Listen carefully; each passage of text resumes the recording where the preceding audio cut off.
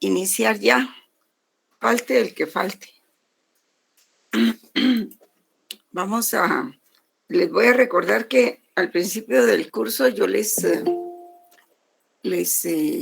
recomendé este libro del doctor Luis César López Permut, ¿se recuerdan? El exordio a la filosofía. ¿Lo ven? ¿Lo ven? Sí, Ligda. Ah, va. Gracias por contestarme, Wendy. Muy amable. Entonces, ese libro yo se lo recomendé y vamos a utilizarlo ahora para trabajar un poco sobre la técnica jurídica, que es lo que viene en este momento. También vamos a, antes de utilizar una presentación que tengo y que no la voy a utilizar hoy precisamente, vamos a platicar un poco acerca de lo que es la técnica y luego también les quiero recomendar que para este punto utilicen ese libro, ¿verdad? En la página 177. Hay un capítulo que se llama capítulo 10, técnica jurídica, en la página 175. Y también hay un documento que les envié, cuando les envié los documentos de estudio, se llama hermenéutica jurídica. ¿Se recuerdan de eso? Sí, Ligda, nos recordamos. También. Va. Sí, licenciada, nos recordamos de ese libro. Entonces, ese documento se los envié dentro de los documentos escaneados. Sí, cabal. Sí, gracias, Wendy. Muy colaboradora. Muchas gracias. Entonces, vamos a utilizar el libro del doctor Luis César López Permut, que paz descanse, ¿verdad? Que realmente se escandalizaría de lo que está pasando hoy en la U. Nunca se había conocido esa situación y esa pelea de parte de algunos individuos que lograron incrustarse en la academia, ¿verdad? Éramos personas muy serias, responsables, no corruptos, todo eso, ¿verdad? Pero llegaron estos personajes y ellos quieren el poder y quieren estar en todo, ¿no? Son asesores jurídicos en un montón de lugares y también están ahí en el Consejo Superior Universitario. Además, ya ilegalmente, porque ya fueron nombrados sus sustitutos y no se van, no entregan el cargo. Bueno, entonces, el doctor, cuando nosotros hablamos de técnica jurídica, estamos nombrando el tema con no solo técnica, sino también le estamos poniendo un apellido que es técnica jurídica. Pero el doctor Luis César López consideró necesario pues hablar antes de lo que es propiamente la técnica, ¿verdad? La técnica en general. ¿Para qué nos sirve? ¿A qué nos lleva? En cualquier aspecto o actividad de las personas, ¿verdad? La técnica, pues, puede ser técnica de investigación, puede ser técnica mecánica, técnica de un montón de cosas, ¿verdad? Así es de que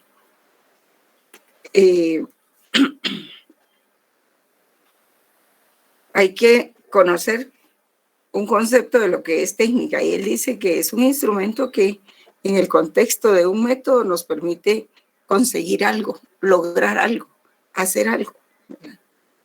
Y en esa línea de ideas podríamos decir de la técnica que es la exploración experta, sistemática y ordenada que nos lleva al conocimiento de anteriores cosas o investigaciones, aplicando un método. Y esta definición tiende a remitirnos a la búsqueda documental, ¿verdad?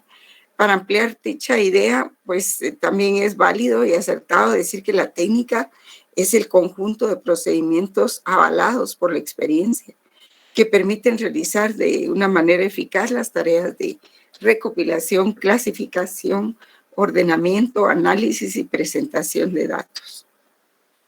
Estas estas nociones que acabamos de leer nos hablan de la técnica de la investigación, ¿verdad?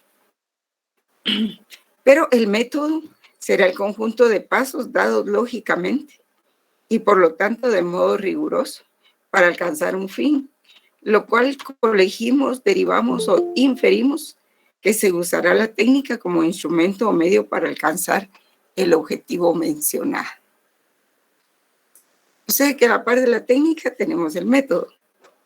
Y no podemos tener técnicas sin método en virtud de que ambas cosas se presuponen y son instrumentos indispensables en cualquier actividad cognitiva que hagamos. Por ejemplo, si yo voy a dar clases, tengo que tener una metodología, ¿verdad? Y la metodología tiene que ser válida en cualquier curso, no solo en de filosofía. Por ejemplo, yo doy otros cursos también en el segundo semestre y pues tengo mi metodología. A veces aplico la misma, a veces con algunas variantes para ir adaptando la materia a los estudiantes de las secciones.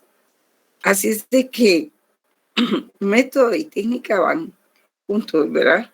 El método es el camino, decía Bielsa, que se debe seguir para lograr un fin, un objetivo constructivo o crítico, y que se presupone una actividad orgánica, unitaria y de orientación definida. Y por eso tiene una función directriz al servicio del cual se formaliza la técnica. Sí, cuando nosotros hablamos de la metodología, por ejemplo, hablamos de cómo se llega del punto A al punto B. Y la metodología explica todos los senderos que utilizamos, las rutas, los problemas que podemos encontrar, cómo se previenen esos problemas, ¿verdad? Eso es la metodología. O sea, un ejercicio de explicación, explicativo, para llegar de un punto a otro, ¿verdad? Y entonces, pero la idea de la técnica es entonces algo que siempre aparece ante nosotros. Si ustedes están desarrollando su trabajo, ya sea intelectual o físico, pues tienen que tener una técnica, un método. Todo lo aplicamos, aunque no lo llamemos de esa manera. Entonces, la técnica es también, en la mentalidad de muchos, la pericia y la adecuación al hacer algo. Y este último sentido no nos debe ser indiferente ni ajeno. Entonces, la técnica será entonces un conjunto de conocimientos aplicables a una tarea de orden práctico. Y vemos en todo caso que el tema de la técnica es muy importante en las ciencias, de lo que no escapa el derecho. Aunque la técnica no es un elemento constitutivo de lo normativo. Aunque la técnica no es un elemento constitutivo de lo normativo. No tanto. Entonces la técnica, tengámoslo presente, no tiene que ver con su esencia, sino con su ejecución. La técnica no va a estudiar el tema, el fenómeno, sino cómo se va a aplicar. Porque la técnica es un instrumento y para muchos a veces es un arte. Entonces, lo sabio es saber enlazar el método con la técnica, ¿verdad? Pero el método contemplando los temas para abordarlos de manera general inicialmente y luego hacerlo de manera particular, ya que es en lo que es propiamente jurídico, tomando en cuenta todo lo que se ha mencionado anteriormente.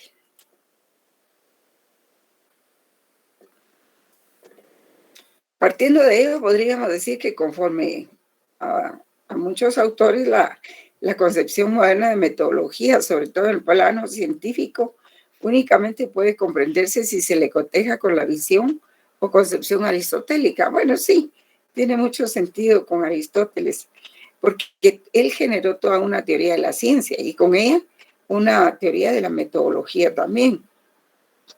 Y por supuesto ha influido en la filosofía y en las ciencias desde la antigüedad hasta nuestros días.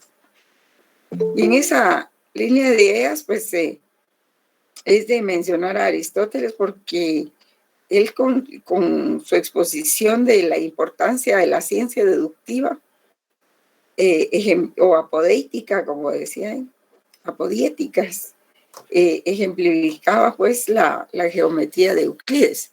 Y el Euclides, acuérdense que es ¿cómo se llama? El teorema de Euclides, que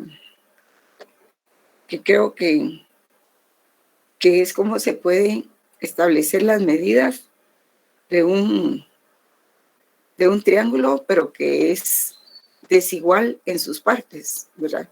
Ninguno de los lados mide lo mismo. Y sin embargo, pues es un triángulo. Y es una figura muy, muy utilizada para la construcción. Resultó pues que era muy, muy utilizada para la construcción. Y el arte ahí estaba, o la técnica ahí estaba precisamente en que, de qué manera se puede utilizar ese triángulo. De costado, así verticalmente, en fin, ¿verdad? Había muchas cosas ahí. Entonces, por ejemplo, Aristóteles dice que conforme esa perspectiva, toda ciencia debía tener principios absolutamente evidentes, estructura deductiva y contenido real. Y que también toda ciencia debería de tener 4 postulados. Un postulado de realidad, uno de verdad, el postulado de la deducción y el postulado de la evidencia. Y el pensamiento avanza en el contexto de la historia y la concepción moderna supera ciertas fallas en la teoría aristotélica, determinando una reconceptualización de la teoría de la ciencia. Y el pensamiento aristotélico pues se mantiene vigente, ¿verdad? Pero ya en tiempos modernos los desarrollos en la fundamentación de las ciencias, su objeto adquiere mayor calidad científica, ¿verdad? Mayor cientificidad. Y se caracterizan por una nueva concepción, que ya no basta la concepción de técnica, sino que ya se habla de sistema. Y entonces ya todo se vuelve un sistema. Y se habla mucho de la palabra, surge mucho la palabra, no sé si la han oído mencionar ustedes, se llama, ¿cómo se llama esta palabra? Sistemática, pero no es exactamente esa. Me voy a acordar y se los voy a decir. Surge la palabra sistémico, perdón, esa es la palabra. Ya todo se vuelve sistémico. O sea, todo es un sistema y lo que afecta a una parte afecta a todo, ¿verdad? Y entonces la ciencia ocupa su lugar, ¿verdad? Conquista su lugar y la metodología se ocupa del método y de la técnica. Y las cosas caminan por donde deben caminar.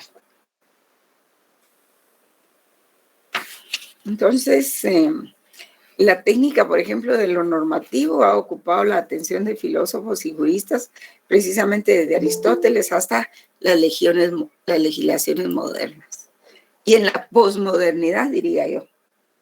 Y entre los aspectos relativos o propios desarrollados sobre la técnica, tenemos el elaborado por Savigny, el francés, jurista francés Savigny, que siguió a Jering. Jering, ya recuerdan que él hablaba del sociologismo realista y que se relaciona con la aplicación de las leyes a casos particulares. Jering estudiaba mucho lo que se refiere al derecho visto como fenómeno, es decir, en la praxis. Cómo es que funciona cuando se aplica en una sociedad, ¿verdad? Y el derecho pues se relaciona y el que se relaciona con la aplicación de las leyes a casos particulares. También François Jenny, el gran sistematizador, seguidor de Rudolf Jering, que es el que habla del sociologismo realista, Analiza la técnica usada o a usarse en la búsqueda de la aplicación del derecho. Entonces, lo metodológico, lo científico y lo propio de este sistema de carácter normativo será mejor abordado si cuenta con una técnica, ¿verdad? Pero también, además de que el derecho se aplica, hay que tener en cuenta que el derecho también se crea, ¿verdad? Entonces, hay que pensar en la creación del derecho. Son dos momentos, son dos aspectos. El derecho positivo no es algo preexistente al ser humano, independiente de su actuación y su capacidad de creación. El derecho es generado por el ser humano. El derecho es generado por el ser humano. Y por lo expuesto podemos decir, junto al connotado jurista Rojas Amandi de la posmodernidad, que la técnica jurídica se ocupa de los métodos o sistemas para la aplicación de los conocimientos del derecho. Y esa es una excelente definición de la técnica jurídica. Que la técnica jurídica se ocupa de los métodos, es un instrumento, ¿verdad? No hay que perder de vista eso. Que se ocupa de los métodos o sistemas para la aplicación de los conocimientos del derecho, ya sea a la creación de las proposiciones jurídicas, o sea, al proceso legislativo, por decirlo así, o a la aplicación del derecho objetivo a casos concretos. Entonces puede describirse como algo integrado por un conjunto de métodos en virtud de los cuales es posible traducir los conocimientos jurídicos, ya sea a proposiciones normativas o bien a la ejecución de las consecuencias jurídicas previstas en el derecho objetivo para determinada situación. Es otra excelente definición también de técnica jurídica, ¿verdad? Y dejamos atrás la palabra, el concepto de técnica nada más, y ahora ya le tenemos nombre y apellido, que es técnica jurídica.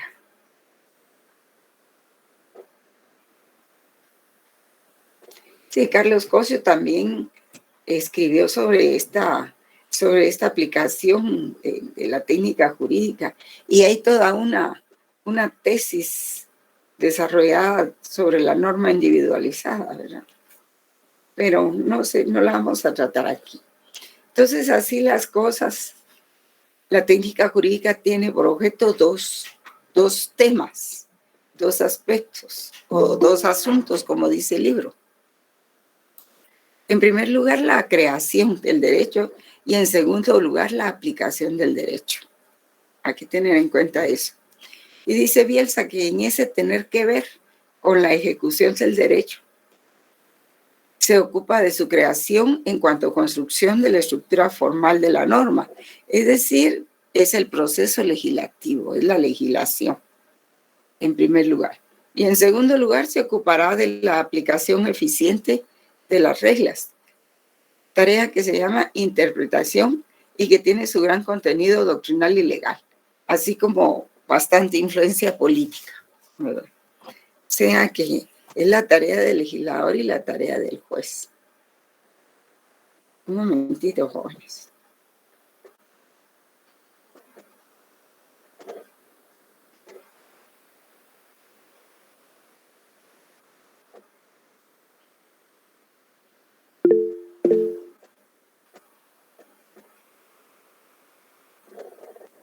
Sí, Azucena, cuénteme.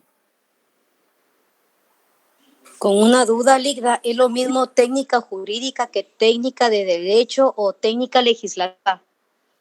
No, no es lo mismo. La técnica legislativa sirve para eso, para crear derecho, para el proceso legislativo. Y la técnica jurídica se refiere más a la aplicación del derecho que hacen los jueces, ¿verdad? Y no solo los jueces, porque en realidad no solo los jueces aplican el derecho, también la administración pública aplica el derecho, una municipalidad también aplica el derecho cuando está resolviendo una situación administrativa, ¿verdad? Así de que técnica legislativa y técnica jurídica son para diferentes aspectos. aunque el nombre de técnica jurídica es un poco más amplio, ¿verdad? En el concepto de técnica jurídica se contemplan ambos, ¿verdad? La técnica legislativa y la técnica jurídica propiamente, que es para la aplicación del derecho. Bien, entonces hay que tener presente eso, ¿verdad? Que uno es la creación del derecho y el otro es la aplicación del derecho. Y en ambos se aplica la técnica jurídica, solo que con mayor propiedad se aplica en la aplicación, se da en la aplicación del derecho. Y dice Bielsa que en ese tener que ver con la ejecución del derecho, pues se ocupa de su creación en cuanto a construcción de la estructura formal, es decir, la legislación. Y en segundo lugar, se ocupará de la aplicación eficiente de las reglas, tarea que se llama interpretación y que tiene su gran contenido doctrinal y legal, así como bastante influencia política. Sí, es que hacia eso vamos, porque la técnica jurídica no solo se ocupa del proceso legislativo, pero para eso hay una técnica de elaboración de leyes, ¿verdad? Y técnica legislativa, que le llaman. Y la otra es la técnica interpretativa, porque esta parte de la interpretación, pues tiene toda una historia, ¿verdad? Vamos a platicar de eso. De hecho, si ustedes se recuerdan, cuando hablamos de las escuelas de la interpretación, hablamos de la escuela exegética, después hablamos de la escuela alemana, de la escuela neocantiana, y por último de la escuela de la aplicación libre del derecho. Bien.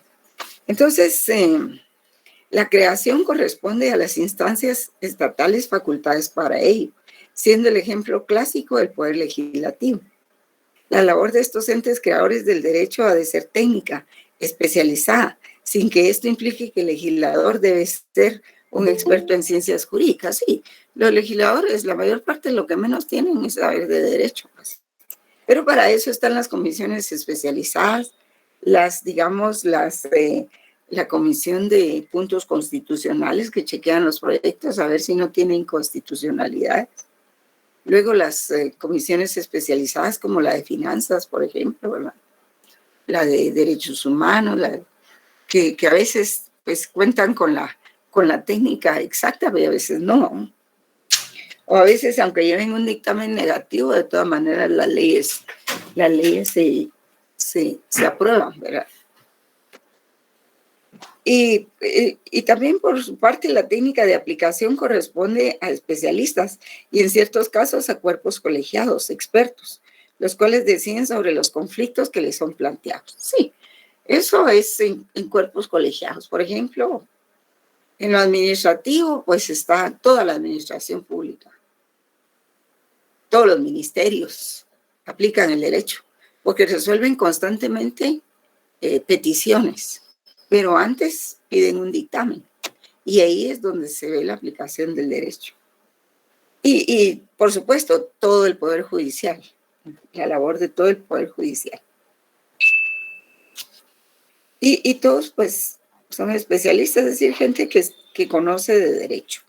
Digamos que conoce de derecho porque no todos conocen, ahora todos contra todos, ¿verdad? Pues todos, hay gente que... Pero digamos que teóricamente, pues así tiene que ser, ¿verdad? Que sean especialistas en derecho. Y esta labor técnica de aplicación es muy importante, la interpretación relacionada con la comprensión precisa y la argumentación relacionada con la demostración. Es importante el adecuado razonamiento.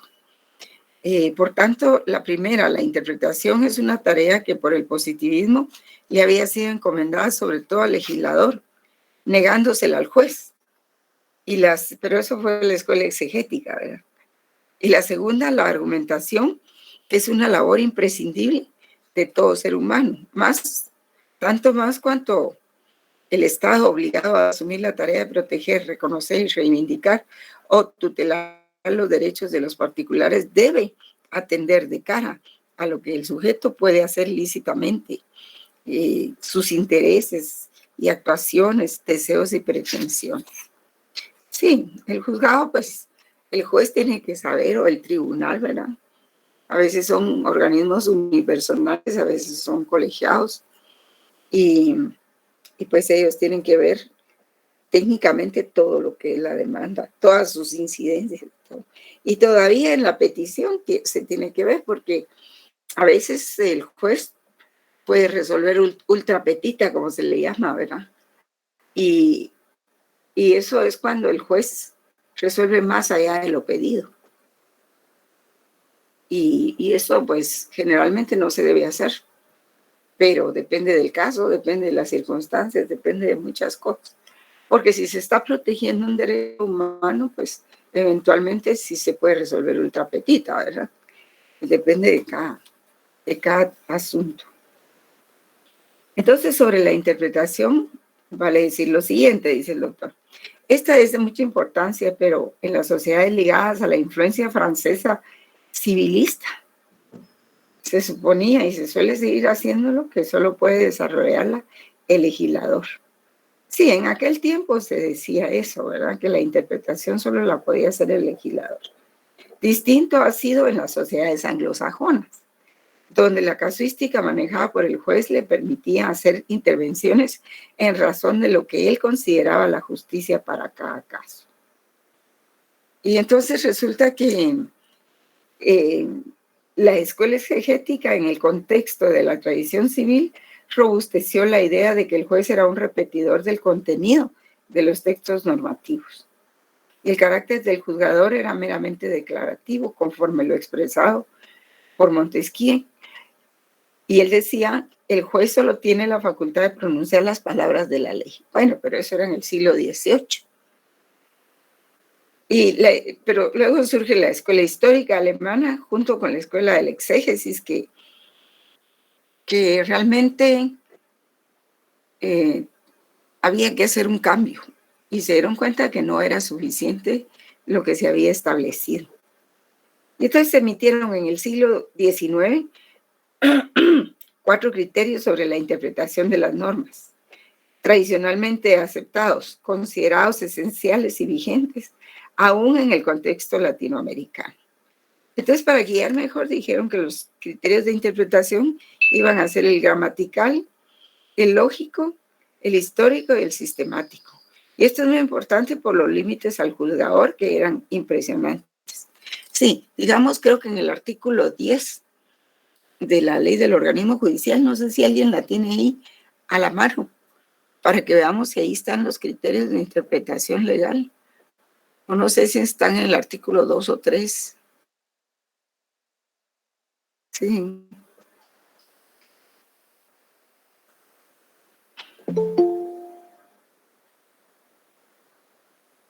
A ver si alguien la tiene por ahí.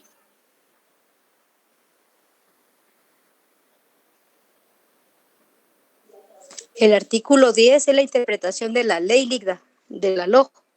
Ah, vaya. ¿Usted me lo podría leer, por favor? Muy bien, Ligda. Dice No, artículo. Sí, Ligda. Muy bien. Interpretación de la ley. Ajá. Las normas se interpretarán conforme a su texto, según el sentido propio de sus palabras, a su contexto y de acuerdo con las disposiciones constitucionales. Cuando una ley es clara, no se desatendrá su tenor literal con el pretexto de consultar su espíritu. Sí. El conjunto de una ley servirá para ilustrar el contenido de cada una de sus partes, pero los pasajes de la misma se podrán aclarar atendiendo al orden siguiente, y tiene 4 incisos. Al primero dice, inciso a la finalidad y al espíritu de la misma, a la historia fidedigna de su institución, a las disposiciones de otras leyes sobre casos o situaciones análogas. Y el último inciso dice, al modo que parezca más conforme a la equidad y a los principios generales del derecho. Ajá, muy bien. Muchísimas gracias. Sí, entonces, en lugar de hablar del criterio gramatical, ahí se incluyó el criterio literal, ¿verdad? ¿qué es el primero que se aplica? Porque incluso dice que cuando la ley es totalmente clara, no hay necesidad de aplicar otros criterios. Y sí, estos criterios básicos que estaban aquí, el gramatical, el lógico, el histórico y el sistemático, fueron desarrollados después por cada país, ¿verdad? En su propia ley, en su ley positiva, ¿verdad? Pero ya era algo que ya se logró algo, pues no era tan cerrado el criterio como eso de que la interpretación la tenía que dar el legislador. ¿Y a qué hora la daba el legislador para resolver un caso, verdad? Y limitaban muchísimo al juzgador, ¿verdad? Y entonces la idea de que el administrador de justicia era solo la boca de la ley prevaleció en el tiempo, un buen tiempo, y fue, como ya se indicó, la concepción favorecida por el positivismo jurídico de aquel entonces. El juez solo habría de dictar sentencias respetando la normativa que existía. Ahora, ya en nuestros... vamos a ver. Sí, aquí hay una llamadita, dice, el problema del positivismo jurídico se sugiere verlo. La verdad es que actualmente la doctrina hace referencia a una pluralidad de métodos de interpretación. Existe el temor de que los mismos no sean imparciales, sino que respondan a la ideología del sistema. Y el derecho, pues, según varios autores, no es una instancia neutral en la creación de divisiones de la sociedad, y eso confirmaría la poca actualidad y certeza de esta postura, pero es importante mencionarla, es una nota del autor, ¿verdad? Sí, el temor, dice, es de que por las ideologías que se manejan, entonces la ley venga y se le dicte en determinado sentido, como se está haciendo ahora, ¿verdad? Quitando las penas en el derecho penal, reduciéndolas y haciendo una serie de cambios en el derecho penal sustantivo que se habían logrado después de muchos conflictos y mucho sufrir. Y ahora se están cambiando de nuevo, ¿verdad? Y pues ya en nuestros tiempos, nuestro célebre Norberto Bobbio dice que las operaciones que realiza el juez o la jueza para interpretar el derecho son operaciones lógico-mecánicas de la deducción de ciertas conclusiones a partir de determinadas premisas. Debemos anotar que poco a poco se ha procurado replantear y enriquecer la figura del juzgador, sacando a relucir su dignidad.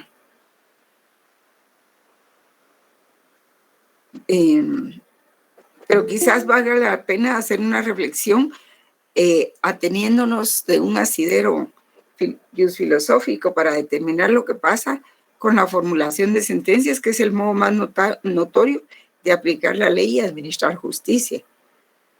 Y todo en derecho tiene su argumento o razón suficiente en el contexto de la jerarquía de las pautas normativas. Hay toda una teoría que explica la razón de ser de la norma individualizada. Y desde 1911 Hans Kelsen habló sobre la generalidad como característica esencial del derecho. Y implicó que la filosofía del derecho y la teoría del derecho aceptaran casi como por argumento a contrario la existencia de una norma individualizada que tiene su fundamento en la norma general. Y la norma jurídica individualizada es aquel precepto que se encuentra en el estrato inferior de la pirámide kelseniana y está ubicado inmediatamente antes de los actos de cumplimiento o de ejecución del derecho. La norma jurídica individualizada permite establecer una mediación normativa entre la conducta, o sea, el caso concreto, y la norma general. Y a esto, pues el doctor Luis César le llama el acto bifronte, ¿verdad? Dos frentes, que reproduce el contenido de la ley aplicándolo a un caso concreto. Vamos a poner bifronte, decía él, es aquella instancia o aquel ente que, como pasa en la mitología o en la heráldica, por ejemplo, nos presenta dos caras, una hacia un lado y otra hacia otro. Pero no se trata de eso, no necesariamente enfocándose cada una hacia un extremo distorsionado del otro, sino como esto, lo que representa el acto bifronte, es como partes de una sola realidad que se enfrenta de manera total atendiendo a Dios dos frentes. Yo diría que son dos etapas, ¿verdad? O dos momentos. Y sobre, ¿verdad? De eso se trata, no son dos caras del mismo asunto, sino dos etapas, porque por un lado, en la conducta individualizada, pues se tiene que buscar cuál es la norma ordinaria que se le va a aplicar por el principio de juridicidad. Por ejemplo, en el derecho administrativo, hay que aplicar la norma especializada, no la norma general, ¿verdad? Y de acuerdo con la ley del organismo judicial, la forma de aplicar el derecho es así, que se debe aplicar la norma especial, porque de no observarse ese aspecto, entonces se estaría vulnerando el principio de juridicidad. Y luego, pues, habría que confrontarla con la norma constitucional. Y esos son los dos frentes, la norma general y la conducta vista por medio de la ley individual. Y entonces se hace efectivo lo que se denomina la producción escalonada del orden jurídico. Y esa sentencia, para ser técnica, no debe ser simple repetición de la ley. Y con el fin de evitar eso, debe darse la interpretación tanto de la norma como del entorno del hecho, puesto ante el juzgador para que resuelva. Y por otro lado, sobre la argumentación hay que indicar que es el medio por el que se plantea una idea y que puede ser demostrativa o bien puede ser probable. Bueno, sí, pero vamos a eso precisamente,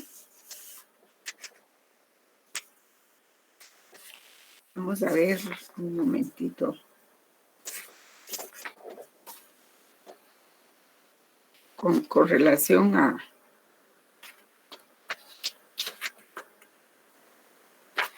sí, aquí tengo yo, por ejemplo, en las técnicas de interpretación legal, los siguientes elementos de la interpretación. Por ejemplo, ¿de qué se trata la interpretación de la ley? La integración de la ley, la vigencia y la retroactividad de la ley. Entonces, es algo, la retroactividad, la vigencia y la integración de la ley. La interpretación gramatical o literal, la interpretación sistemática. Pero para esto tendríamos que trabajar más. La interpretación histórica, la interpretación genética, teleológica, interpretación acorde al uso interpretativo del derecho, la interpretación analógica o extensiva. Pero esto lo vamos a ver cuando veamos la hermenéutica jurídica, ¿verdad? Entonces hay aquí, quería solo citarles estos aspectos. Dicen, les voy a hablar un poquito de lo que es la sistemática jurídica o jurisprudencia técnica. Esto es otro aspecto de la técnica jurídica. ¿Por qué? Bueno, pues porque esto se da a posteriori, ¿verdad? Cuando ya se han emitido las sentencias, pero se da preliminarmente cuando se trata de resolver un asunto similar a otros que ya se han resuelto. Y para eso es que también sirve la jurisprudencia, que es el conjunto de sentencias que han resuelto casos iguales o similares en la misma manera o en el mismo sentido, sin que se contradiga una de la otra para que logre formar la jurisprudencia. Para que se logre formar la jurisprudencia se tuvo que haber resuelto 5 sentencias iguales e ininterrumpidas. Y partiendo de aquí podemos entender que la jurisprudencia técnica es una disciplina cuyo objetivo es exponer de manera ordenada y coherente las disposiciones consuetudinarias, legales y jurisprudenciales que integran cada sistema jurídico. Entonces, como ramas de la jurisprudencia tenemos la jurisprudencia técnica y la sistemática jurídica. La jurisprudencia técnica como doctrina del orden positivo es la exposición ordenada y coherente de los preceptos jurídicos que están en vigor en una época y en un lugar determinados. y el estudio de los problemas relativos a su interpretación. Esa sería la jurisprudencia técnica. Es como doctrina del orden positivo, es la exposición ordenada y coherente de los preceptos jurídicos que están en vigor en una época y en un lugar determinados. Y el estudio de los problemas relativos a su interpretación. Por lo tanto, el objeto de la jurisprudencia técnica es ordenar los preceptos jurisdiccionales de tiempo y espacio. Y la jurisprudencia técnica es una doctrina positiva del derecho, ya que no busca ni la esencia del derecho, ni se basa en la axiología. Esta se basa en sistematizar un proceso y darle una aplicación más efectiva. Contrario a esto, la sistemática jurídica es el arte de la interpretación y aplicación de los preceptos de derecho vigentes. Y la palabra sistema se ha definido como la técnica, fíjense ustedes bien. La palabra sistema se ha definido como la técnica y conjunto de procedimientos y recursos de que se sirve una ciencia o un arte, y al mismo tiempo es la pericia o habilidad para usarlo. La sistemática jurídica tiene por objeto el estudio de los problemas relacionados con la aplicación del derecho, objeto de casos concretos. La sistemática jurídica consiste en el adecuado manejo de los medios que permiten alcanzar los objetivos que aquel persigue. Pero como se obtiene por formulación y aplicación de normas, tendremos que distinguir la técnica de formulación y la técnica de aplicación de los preceptos del derecho. Y la primera es a la que suele darse el nombre de técnica legislativa, y es el arte de la elaboración o formación de las leyes. Y la segunda atañe a la aplicación del derecho objetivo a casos singulares o casos concretos. Y de esta definición se deduce que la técnica constituye un instrumento con base en conocimientos previos que permiten facilitar las labores y cumplirlos con los objetivos. Hablar de sistemática jurídica es referirnos acertadamente, sostiene el maestro García Maínez, al arte de interpretación y aplicación de los preceptos del derecho vigente, es decir, interpretación e integración de las normas jurídicas que se encuentran vigentes dentro de un lugar y tiempo determinados. ¿Y cómo se relaciona con la filosofía? Pues el contenido de la filosofía del derecho, en un sentido amplio, trata de aglutinar el estudio filosófico, no es solo de la norma jurídica positiva, sino de todas las corrientes de pensamiento que sirven de fundamento al propio derecho. Entendido como el orden normativo e institucional de la sociedad. Sus campos de estudio se pueden dividir en el estudio del derecho como fenómeno y como ciencia, y de la norma jurídica positiva en general, o sea, la teoría del derecho, también como teoría crítica y como filosofía de la experiencia jurídica. La filosofía del derecho debate y cuestiona los fines que persigue el derecho, las funciones sociales que efectivamente cumple y los principios morales que la inspiran. Porque dentro del derecho solo la filosofía del derecho, dentro del campo del derecho, solo la filosofía del derecho es la que destaca los valores de justicia, la moral, la ética y otros valores, ¿verdad? Trata pues de las cuestiones filosóficas planteadas por el hecho jurídico, por la existencia y por la práctica de las normas. Entonces,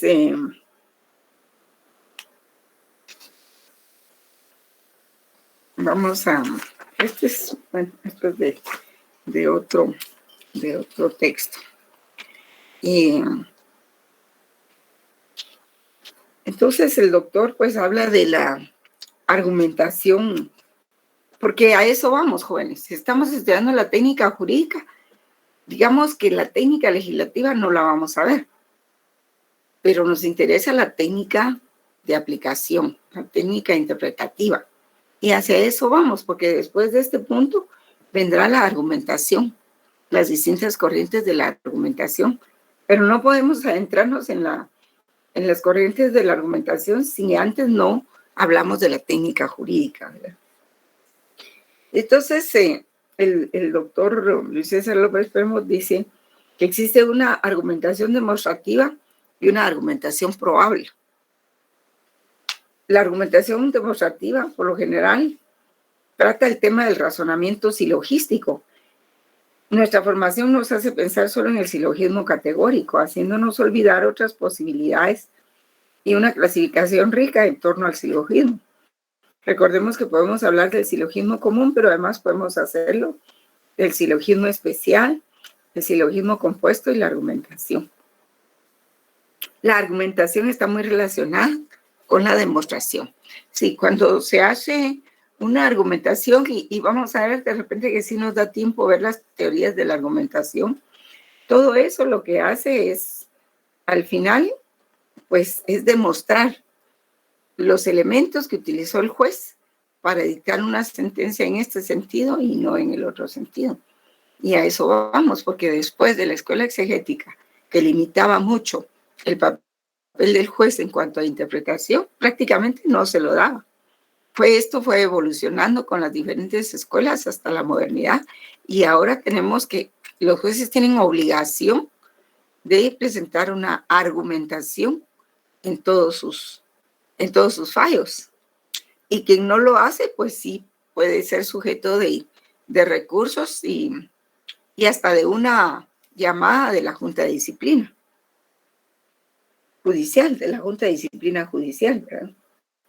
Y entonces, cuando se habla de la argumentación demostrativa, pues nos basaríamos en el silogismo. Para la demostración del caso. Y por supuesto que el conocimiento científico se vale del silogismo, claro que sí. Y las sentencias no pueden decir que no sean científicas, por supuesto que es un estudio concienzudo que conlleva doctrina y conlleva ciencia, conlleva técnica, aplicación de la ley y una cantidad de cosas, ¿verdad? Además de la historia, lo que le llaman las resultas de una sentencia, ¿verdad? O sea, todos los prolegómenos antes de llegar a las consideraciones que es la argumentación. Pero el silogismo es necesario, dice.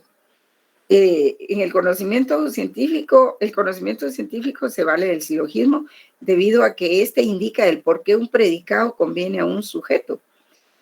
Y la demostración en sí es un raciocinio o razonamiento que nos da en la conclusión el conocimiento cierto de una cosa, pasando mediante premisas verdaderas de lo conocido a lo desconocido. Pero no es tan simple, porque sí, que aquí está la ley. ¿Cuáles serían las premisas verdaderas y conocidas? O sea, la demostración puede ser de dos clases, extrínseca o intrínseca. Por ejemplo, generalmente la demostración, el silogismo es deductivo. ¿Por qué? Porque siempre pasa de lo conocido a lo desconocido. ¿Y cuál es lo desconocido ahí en una sentencia? Pues lo desconocido es la conducta que tenemos que juzgar, ¿verdad? Los hechos que se dieron, todos los actos que se dieron, las circunstancias, las referencias, las incidencias del proceso, en fin. Pero lo que tenemos claro es la ley, lo que dice la ley. Pero ¿qué pasa si el juez está, por ejemplo, aplicando una norma que no corresponde al caso? Jugamos un caso civil, no hablemos solo de penal, ¿verdad? Un caso civil. Una herencia, por ejemplo.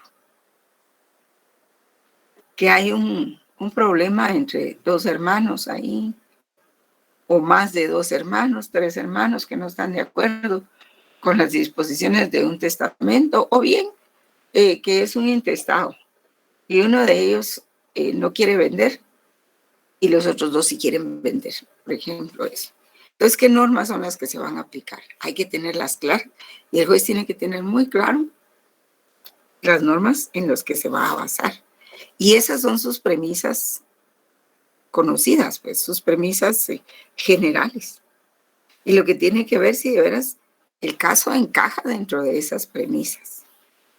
Y él dice, pues, que hay una demostración extrínseca e intrínseca. La extrínseca se basa en el testimonio evidente de autoridad, por ejemplo, en razón de la historia. Sabemos que existió Miguel Ángel Asturias, dice. Ese es un ejemplo, ¿verdad? O que los acuerdos de paz fueron firmados en un largo plazo que concluyó en diciembre del 96. Pero hay muchas otras cosas históricas conocidas, ¿verdad? Y la intrínseca puede ser a su vez de dos clases, inductiva y deductiva. Y se basa en medios en que por su naturaleza tienen relación con lo que se va a demostrar. Por ejemplo, podemos citar el caso que José Rubén Sanabria menciona, por ejemplo, hay que evitar lo malo, y asesinar es malo, hay que evitar asesinar, o sea, ese sería el razonamiento, ¿verdad? O sea, ya es el proceso intrínseco, o sea, lo que nosotros pensamos, nuestra propia deducción de las cosas. Y de estas, la intrínseca inductiva emplea raciocinios inductivos y la intrínseca deductiva, sea de modo directo o bien indirecto, maneja raciocinios deductivos. En fin, esto es bastante minucioso, ¿verdad? Y por eso nosotros lo estamos viendo así muy sobre las olas, ¿verdad? No estamos entrando propiamente porque este no es un curso de lógica jurídica. Para eso ustedes tenían que haber cursado ya su curso de lógica jurídica, que es prerequisito para filosofía del derecho. Y tendrían que ser ustedes los que me tendrían que decir cómo es la cosa aquí, pues porque yo ya hace mucho tiempo que estudié lógica jurídica, ¿verdad? Pero creo que no me lo van a decir, no me van a guiar en eso. Entonces, también está la argumentación probable. Y lo probable, pues, no suena científico. Sin embargo, está potencialmente presente en nuestros discursos lógicos. Lo probable ligado a lo especulativo nos recuerda las doxas. ¿Se recuerdan que cuando empezamos el curso hablamos de doxas y epistemes? Y dijimos que las doxas que eran, ya no se recuerdan, que eran conocimiento empírico, que eran opiniones.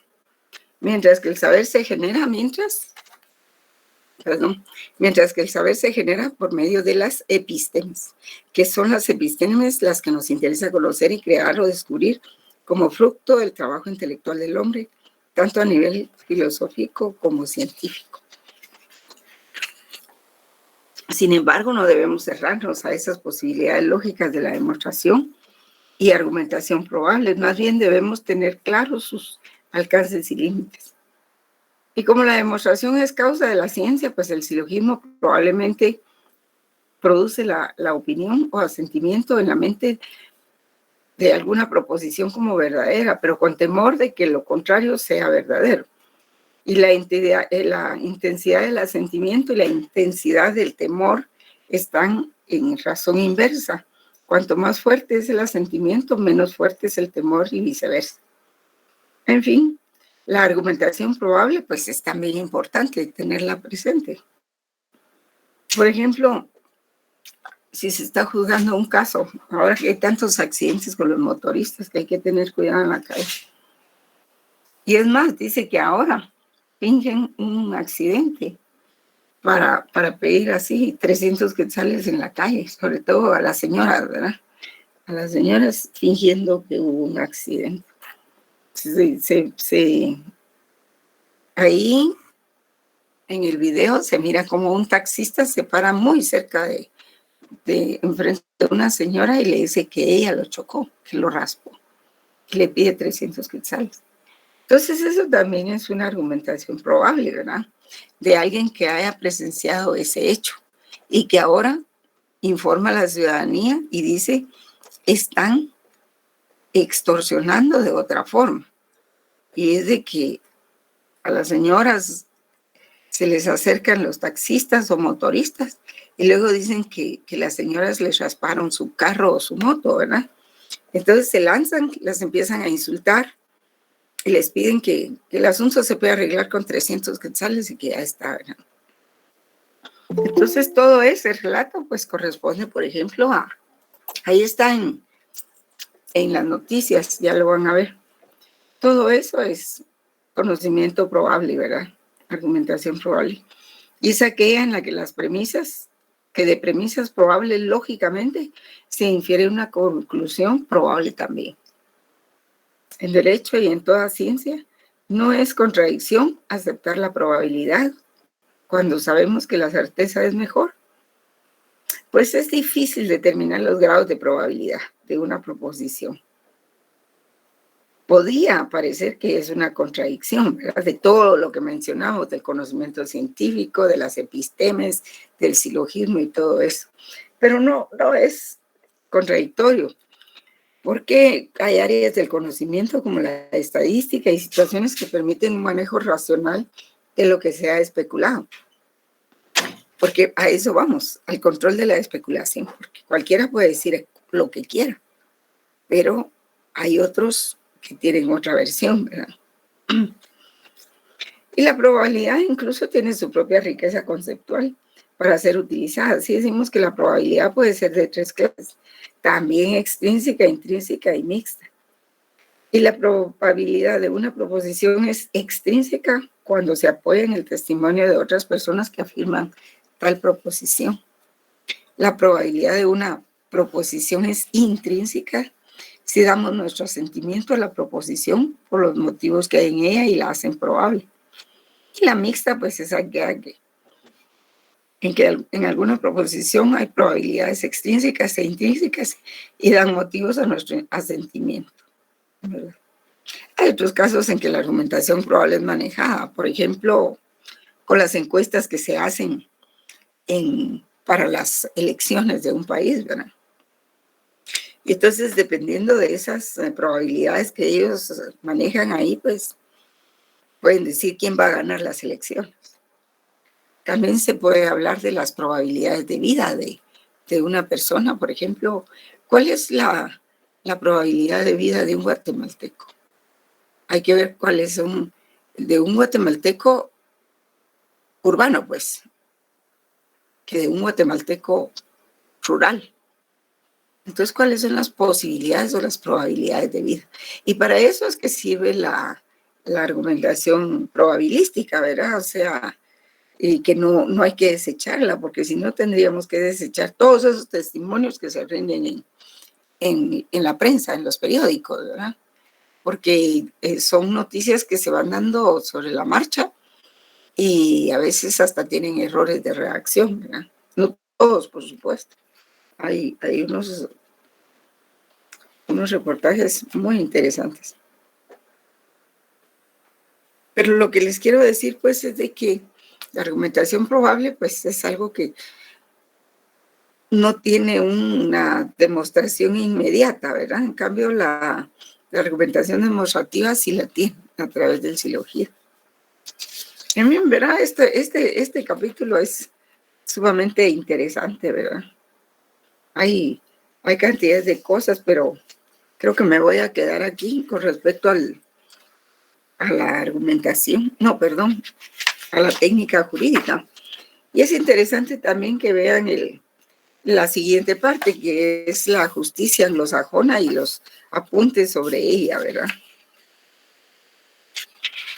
Que habla del famoso abogado John Finnis, que apareció un libro de él en 1980 y que él hablaba sobre los derechos naturales y los derechos de la ley. Era un abogado australiano que llegó a Roma y luego se hizo famoso, se dedicó a la filosofía del derecho. Luego se hizo famoso en Estados Unidos, más que todo en el mundo anglosajón. Y esa obra que él realizó, pues causó furor en los adeptos a la filosofía. Y John Finnis, pues, llegó a ser asesor jurídico de su santidad Juan Pablo II. Y señala que la vida humana en el derecho debe moverse alrededor de 7 bienes básicos. Sí, miren, cuando uno tiene claro qué es el bien y el mal, pues lo demás solo son variaciones. Entonces él dice, en primer lugar, hay que tener claro que la vida humana. En segundo, el conocimiento del aprecio estético. En tercero, la hábil ejecución. En cuarto, la autointegración. 5, el razonamiento auténtico y práctico. 6, la justicia y la amistad. Y 7, la perfección espiritual. Entonces, John Finnis, junto a otros autores, ha intentado restaurar la tradición del derecho natural, fundándose en las ideas de Santo Tomás de Aquino, particularmente en aquello que Santo Tomás decía: lo bueno debe realizarse y lo malo debe evitarse.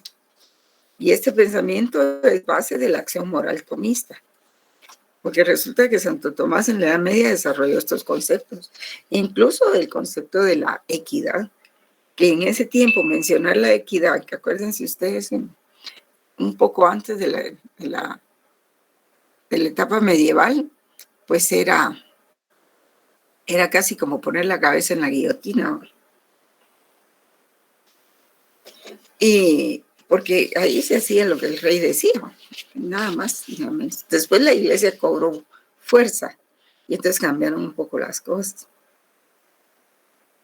Y entonces, de la Edad Media a la era contemporánea y posmoderna se siente la influencia desde la antigüedad de Aristóteles, al que se le han dedicado varios párrafos, ¿verdad? Y Aristóteles pues decía que ha tenido mucha influencia en tantos autores, filósofos y abogados. Hay un libro muy interesante que se llama El alma de la toga, que si ustedes lo pueden conseguir, léanlo. Es muy importante. Tiene unos pensamientos centrales ahí muy, muy especiales. Y pues la justicia, decía, ocupa un lugar central en el discurso jurídico y como idea sumamente compleja y variada, ha sido estudiada por los autores de todas las épocas. Ligada a la justicia, a la moralidad desde sus orígenes, puede hoy decirse que la preocupación por la justicia y por su realización en el mundo del derecho es una realidad palpitante. Y para eso, pues, se ha revitalizado la discusión sobre la teoría de la justicia de John Rawls. Rawls se escribe R-A-W-L-S. ¿Recuerdan que lo vimos cuando hablamos de las teorías de la justicia y cómo ha influido el derecho en los valores de la justicia o los valores en la teoría de la justicia? Y esa teoría de la justicia apareció en 1971. También otros autores ven incompatibilidad entre la justicia y la seguridad jurídica, y que Fernández Galeano plantea en la siguiente frase, que dice: el ideal sería que el derecho cumpliera adecuadamente ambas funciones, o sea, con la justicia y con la seguridad jurídica. Mas si ambas fueran incompatibles, es preferible que se realice ante todo la justicia, cualquiera que sean los resultados, como rezaba la fórmula romana. O por el contrario, debe el derecho subordinar aquel fin al inmediato y urgente de mantener el orden social, dando la razón a la conocida afirmación de Goethe que es preferible la justicia al desorden. Eso ya está superado, ¿verdad? Hoy nadie duda que el derecho debe ser justo, o al menos, y también esto fue superado, o al menos cumplir con una dosis mínima de que el derecho debe ser justo o debe tener justicia. Nadie duda que su manera de ser sea tal que le permita conseguir un orden social estable en el que cada individuo ocupe el lugar que le corresponde. Y dicho de otra manera, la misión del derecho es plasmar en las relaciones sociales el ideal del valor o la justicia. La situación actual puede desmoralizarnos, porque ante lo que estamos platicando aquí, pues nos topamos con el crimen organizado, la corrupción, la anarquía que hay, y la ineficacia de los órganos del Estado, la pobreza, la ignorancia que hay entre los funcionarios. Pero la filosofía sigue orientándonos, ¿verdad? Entonces también ha sido superada la concepción del derecho como simple realización de la justicia, lo que fue una postura tradicional de la escolástica. Hoy cabe en el debate doctrinal la cuestión del llamado derecho injusto, como aplicación de la posible desarmonía o enfrentamiento entre las exigencias de la justicia y las exigencias de la certeza. Pero Aristóteles decía que hay que olvidarnos de nuestro moderno concepto de justicia y de su aplicación en el derecho. La palabra más cercana a derecho que vamos a manejar es nomos. El nomos significa ley, ¿verdad? pero es una normativa ética. Se trata, el nomos es una normatividad ética. Y en la Grecia clásica de Platón y Aristóteles, la justicia era una virtud y nace de cierta concepción moral donde unos mismos principios fundamentan la solución de cuestiones éticas junto a las de convivencia social. La justicia como virtud es así la vertiente ética de lo justo. Miren ustedes cómo se unen ahí las dos cosas, el nomos y la virtud, la justicia como virtud. Se unen y es así la vertiente ética de lo justo, de lo justo. Y López Aranguren, el profesor López Aranguren dice que consiste en la demanda de que este ajustamiento operativo acontezca, así como el cosmos en el alma, en la ciudad, o sea, que haya armonía total, ¿verdad? Este es el, bueno, y Eduardo García Márquez dice, ya en nuestra era, ¿verdad? Porque él ya es de este siglo, del siglo XX. La justicia es para mí, dice García Márquez, bajo cuya protección puede florecer la ciencia. Y junto con la ciencia, la verdad y la sinceridad, es cierto. Si el ciudadano se siente seguro y hay certeza jurídica, pues florecen las mejores cosas, ¿no? Y es la justicia de la libertad, la justicia de la paz y la justicia de la democracia, la justicia de la tolerancia. Pues sí, porque si las instituciones funcionan, eso permite que el individuo alcance un desarrollo personal, como lo habíamos hablado en los derechos humanos. Y el problema de la justicia es algo complicado, ¿verdad? Tal como lo miraban los filósofos clásicos. Por método, él no se ocupa en sí de la justicia, aunque le dedicó esfuerzos a su comprensión. Y parte de esos esfuerzos es su trabajo sobre lo hecho por Aristóteles. Y lástima porque ya se terminó el tiempo, pero podríamos hablar de lo que consideraba Aristóteles como ética de la virtud de la justicia. Bien, jóvenes, nos vemos entonces mañana, continuamos el tema. Se me fue el tiempo. Bueno. Gracias, licenciada. Buenas noches, licenciada. Buenas noches, jóvenes. Buenas noches, Ligda. Feliz noche, Ligda. Gracias, Ligda.